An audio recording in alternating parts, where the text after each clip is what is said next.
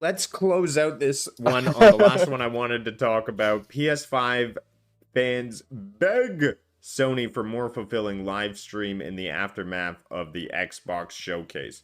Now, it is a it is a point of contention that a lot of people have taken to social media. They've expressed that the Xbox showcase was 4 times as long and showed many more games. Um, that is just the facts, and that's what you're going to see in terms of numbers. PlayStation State of Play was, I believe, just about a half an hour, and we saw half games coming out for 2024, half games coming out for 2025. I believe these are just marketing strategies at play here. And when you see marketing strategies executed, the real determining factors of what's more successful than the other is how much your consoles have sold and what your subscription numbers are at. If those are higher, then your marketing strategy is working. This is also the first time we're seeing a transition that Xbox is holding a lot of publishers. They went $70 billion into grabbing Bethesda and Activision with Blizzard. And so you're starting to see all of that on the forefront. And that's what I believe. Now, PlayStation had a lot up their sleeves that they could have shown at the State of Play we were talking earlier about.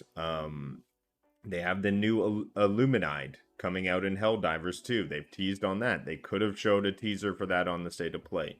Final Shape was coming out in the next couple weeks. They could have shown that. Spider-Man just got this free update with 8 new costumes. They could have showed something on that. I'm wondering why they held their punches, what's going on there, what was that decision. But a lot of people are a little confused about it. It's not How do really you that feel? confusing. There you go. It's quite simple. PlayStation did a State of Play. That is a small update of what's coming soon. Xbox did a massive showcase, which is a huge blowout to say this is the next 2 to 3 years on Xbox that you should be excited for. They're not comparable. It's like comparing a Mini Cooper, the original Mini Cooper, to a Lamborghini Murcielago. They are not comparable cars. Yeah, they're both cars. These were both live streams that were shown to people, but one is an everyday runaround, one is a track car. One is quick little update, here's the things that you've got coming soon. One is this is everything we've got in the pipeline that's big and amazing for you. The Xbox show, for me, I would give it a B. I also gave the State of Play a B. In terms of the quality of what they offered, there wasn't a lot for me in either of them, but there was a good range of content for a good range and type of gamer. So, on that evidence, they're fairly level, they're fairly even pegging. But the reality is, one was a small update, one was a massive blowout. If PlayStation do a massive blowout this year, then you can start comparing the two. You can compare what Ubisoft did over this last weekend with what Xbox did, because these were the big, massive blowout showcases. But Xbox wasn't comparable to Ubisoft because Xbox had amazing content. Ubisoft's was all known quantities and quite disappointing updates for a lot of them.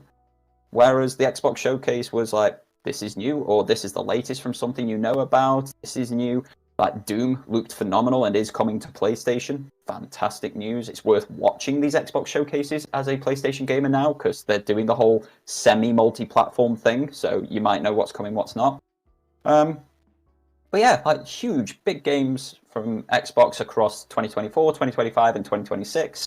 Whereas, we're just getting small updates for 2024 and early 2025 from PlayStation in the State of Play. The immediate future. If we get a blowout showcase from them, then they can be compared. Then you're going to see the big things. Then you're going to see these big teases. And I don't think, a few costumes for Spider-Man or a minor update for Helldivers 2 would have changed anything in that State of Play for a lot of people. It would have felt exactly the same as people feel about it now. But for me, they both scored a B. They're different types of shows, but they both scored a B on my personal A to D scale. That's good. They're both good shows. There was good and bad for me. There was a great array for lots of different gamers. People need to calm down. And people Yeah, really and need to educate their themselves about marketing what is rights. what. Marketing rights are not exclusives. Like a showcase is where you spent your money to market the games. People are going to make their decisions on what games they buy before they even see a showcase. Like you said, we're part of the few who watch these showcases. It's a minority who watches it. And when people go to purchase the game, they go and look at their digital storefront. They don't pay attention to these showcases and who showed what where. That has very little impact. And I feel like the two big marketing rights that are going to have a big sort of impact on where people buy their consoles are one, Call of Duty, which Xbox has, and two, Grand Theft Auto, because that will force people to switch to another console when that comes out. So those are the two big marketing rights that I feel hold actual value and we'll see moving forward. But other than that, you're just kind of showing who you paid for to be a partner, even though it's a multi-plat.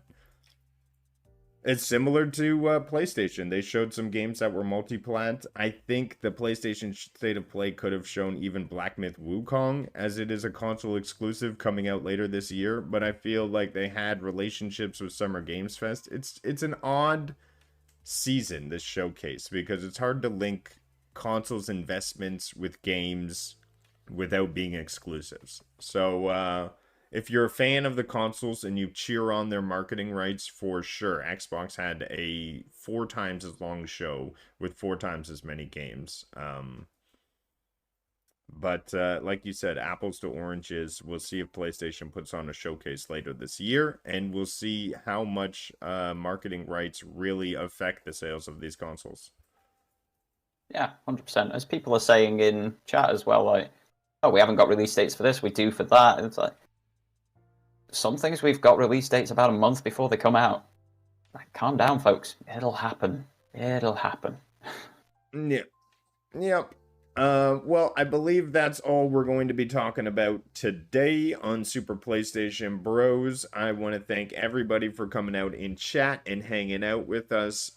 It's been an awesome day to update everybody on PlayStation, sit around and chat with you all. You've been amazing.